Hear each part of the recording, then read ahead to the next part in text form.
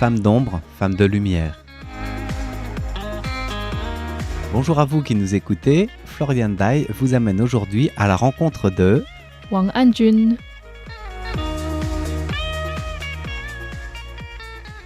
Bonjour tout le monde et bienvenue dans cette émission de Femmes d'ombre, femmes de lumière. Aujourd'hui en compagnie de Wang Hanjun, aussi appelé AJ, donc après ses initiales en anglais, ou bien Xiao An en chinois.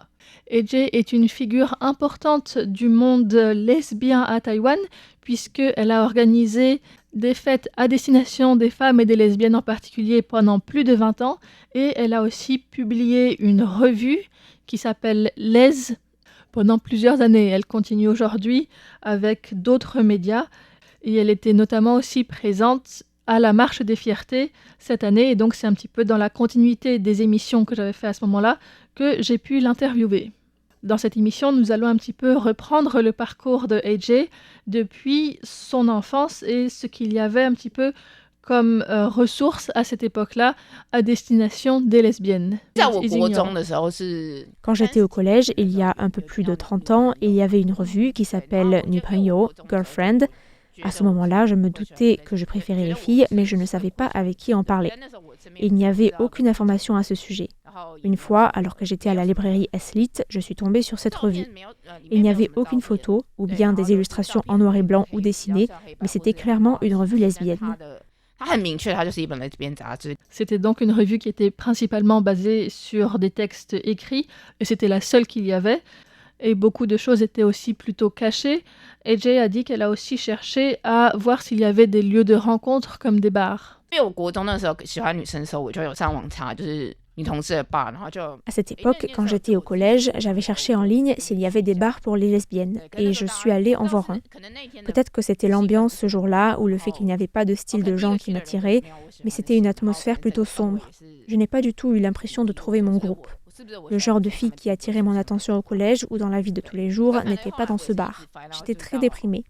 Ensuite, c'était vers mes 20 ans, je suis allée dans un autre bar lesbien très connu et c'était génial. Le changement qu'il y a eu pendant ces 6 ou 7 ans était énorme. Après un séjour aux États-Unis où elle a vu d'autres types d'événements à destination des lesbiennes, elle est revenue à Taïwan et a commencé à organiser des fêtes entre filles. Il y a 21 ans, ce type de girls' party, des fêtes juste entre filles, ça n'existait tout simplement pas. Ces 2 dernières décennies, le sujet est passé d'un tabou à un sujet plus ouvertement discuté, jusqu'à ce que Taïwan devienne le premier pays d'Asie à légaliser le mariage entre personnes du même sexe. Que ce soit en organisant ces fêtes ou plus tard en dirigeant le magazine Les, j'ai toujours eu le sentiment que tout cela était lié. Les attitudes sont devenues de plus en plus ouvertes. Nous reparlerons de ces fêtes plus en détail dans un décryptage qui leur sera dédié la semaine prochaine. Un documentaire a été réalisé sur ces 20 ans de fêtes et a été primé récemment au Japon et en Corée. En plus des fêtes, AJ, qui a plusieurs personnes dans sa famille qui ont fondé des journaux à Taïwan, a aussi décidé de fonder une revue lesbienne. Cette revue s'appelle Les, L-E-Z-S. C'est la seule revue lesbienne lifestyle du monde sinophone. Elle parle de loisirs, de vie quotidienne, de films, de musique, d'art, du point de vue de ce qu'apprécient les lesbiennes. Elle ne s'adresse pas uniquement aux lesbiennes d'ailleurs. Tout le monde qui est intéressé par ce contenu, qui apprécie le style de ce qui est présenté, est le bienvenu pour participer à la revue ou sur les réseaux. Aujourd'hui, le magazine Les n'est plus publié en version papier, mais il y a tout un site internet qui reprend un petit peu la continuité de cette revue. La revue papier a été publiée à partir de 2008 pendant 8 ans avec un numéro par trimestre. Maintenant, tout est uniquement en ligne. En 2022, nous avons aussi sorti un numéro spécial avec des grandes affiches qui prennent toute la page. On a cherché 10 femmes artistes d'origine chinoise au sens large, qui habitent dans différentes villes, sur le thème « Phéromones longue distance ». J'aimerais bien sortir un numéro comme ça tous les 2 ou 3 ans. Je trouve que les objets imprimés ont une chaleur et un sens qui leur est propre. Même si ce qu'on fait est principalement en ligne, je garde ce projet d'imprimer un numéro en édition limitée, très peaufiné. En plus de cette revue, maintenant, d'autres supports multimédia sont également utilisés par AJ et son équipe pour continuer à promouvoir cette culture lesbienne. La chaîne YouTube Let's TV a plusieurs volets, des talk-shows ou bien une série sur mes voyages par exemple. Le contenu est de plus en plus spécifique et personnalisé. Comme ces derniers temps, les Reels sont de plus en plus populaires, on s'est aussi mis à en faire. On s'adapte aux médias qui sont les plus consommés et le contenu reste centré sur le lifestyle ou art de vivre qui plaît aux lesbiennes. Nous sommes assez avant-gardistes. Par exemple, la dernière fois, je suis allée au Japon et j'ai partagé mon expérience dans un bar où il y avait beaucoup de femmes très musclées. À Taïwan, on commence à discuter de faire peut-être aussi un bar comme ça, où les serveuses sont toutes très musclées et où elles pressent des oranges à main nue et t'éclaboussent le visage, par exemple. C'est très populaire au Japon, mais je ne suis pas sûre que ça pourrait être accepté à Taïwan. En ce qui concerne l'ouverture de la société taïwanaise et son acceptation des pratiques différentes, eh bien, j'ai demandé à AJ quel était pour elle le sens de participer à la marche des fiertés et quelles étaient les revendications ou bien les messages qu'elle souhaitait y porter. Avant que le mariage pour tous ne soit adopté, il y avait un grand rassemblement autour de la demande de légalisation du mariage. On avait participé par exemple avec 3 couples de femmes qui étaient toutes venues en robe de mariée, ou une autre année on avait collaboré avec une entreprise d'art floral. On avait loué toute une série de vélos de ville qu'on avait décorés avec des fleurs pour participer à la marche.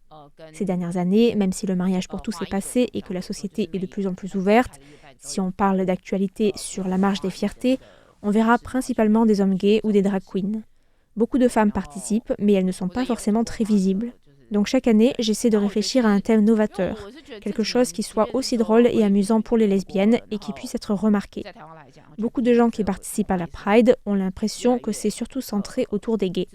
Beaucoup de gays vont aller à la salle de sport 6 mois avant pour être physiquement au top pour la Pride, et je vois de plus en plus de femmes qui vont aussi soulever des poids ou sculpter leur physique. Sans parler de gays ou lesbiennes, sur la question d'égalité homme-femme, tout le monde a besoin d'être vu, d'être représenté et de pouvoir exister à sa manière. C'est pour ça que chaque année, j'essaie de regrouper des amis, parfois avec des célébrités ou bien autour d'une thématique, pour renforcer la présence des lesbiennes et des femmes dans la communauté LGBT. En ce qui concerne la représentation des femmes et des lesbiennes dans l'espace médiatique en général, elle trouve que les lesbiennes restent en général très discrètes, même si ces dernières années, il y a de plus en plus de chanteuses, par exemple, qui font leur coming out, ou de films qui racontent des histoires d'amour entre 2 femmes. La culture gay masculine en général est beaucoup plus développée et plus visible. Il y a aussi peut-être plus de compétition, alors que du côté féminin, il y a encore beaucoup d'aspects qui pourraient être développés, et en particulier dans le domaine du cinéma. J'aime beaucoup regarder des films et des comédies. Il y a déjà beaucoup de films qui traitent de tout un éventail de sujets en lien avec l'homosexualité masculine. Mais du côté féminin, il y en a beaucoup moins. J'aimerais qu'il y ait un film ou une série du style The L Word, quelque chose de plus citadin, de plus joyeux. On n'a plus besoin d'entendre que c'est si difficile d'être une femme lesbienne, on se fait exclure de la société, mais plutôt quelque chose qui montre ce que c'est que d'être une femme lesbienne aujourd'hui, le quotidien, les histoires d'amour, quelque chose de très moderne, comme une version de Sex and the City avec des relations entre femmes. J'adorerais qu'il y ait une série comme ça. Je trouve que les films et séries sont les plus directs pour toucher directement un public large et avoir un dialogue avec la société.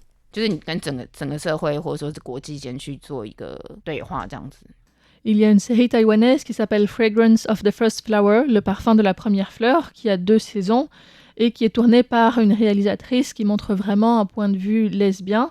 Une des 2 actrices principales est ouvertement bisexuelle et l'autre est alliée à la cause LGBT. Mais c'est plutôt du style amour de jeunesse. Sinon, comme film, il y a par exemple Candy Rain et As We Like It du réalisateur Chen Hongyi, ou bien des films avec des personnages lesbiens comme Spider Lilies par la réalisatrice Zero Zhou. Ces films sont tournés d'un point de vue féminin, mais pour être honnête, je pense que le porno est un très grand marché. Le porno gay est déjà très développé, il dépasse presque le porno hétéro, mais le porno lesbien est principalement tourné pour les hommes hétéros. En tant que lesbienne, ce porno-là ne fait pas envie du tout. On se sent mal à l'aise en le regardant. Mais j'aimerais bien que quelqu'un s'empare de ce marché parce que je trouve que le désir féminin doit aussi être vu. C'est aussi quelque chose du quotidien.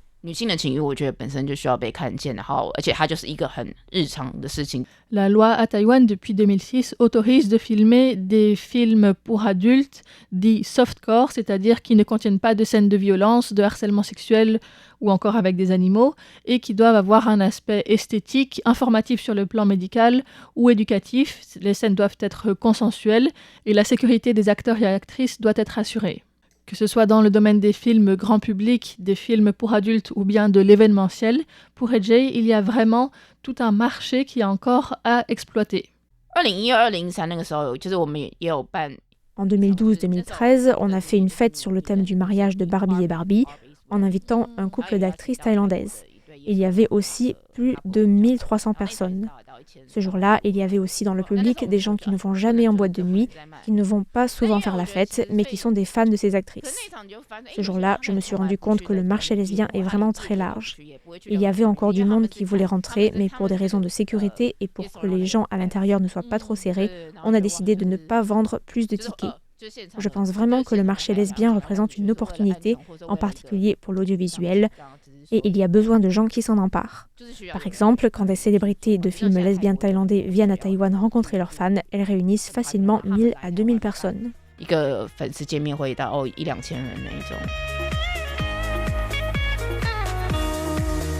Et nous voici à la fin de cet épisode de Femmes d'ombre, Femmes de lumière. Pour en savoir plus au sujet des événements qui ont été organisés par AJ Wang Hanjun, eh bien je vous invite à écouter le décryptage de mardi prochain. Et sinon, vous pouvez aussi vous rendre sur notre site internet où je mettrai des liens vers le site de Les et les réseaux sociaux de AJ. C'était une émission présentée par Florian Dai pour Radio Taïwan International. Merci de votre écoute et à bientôt.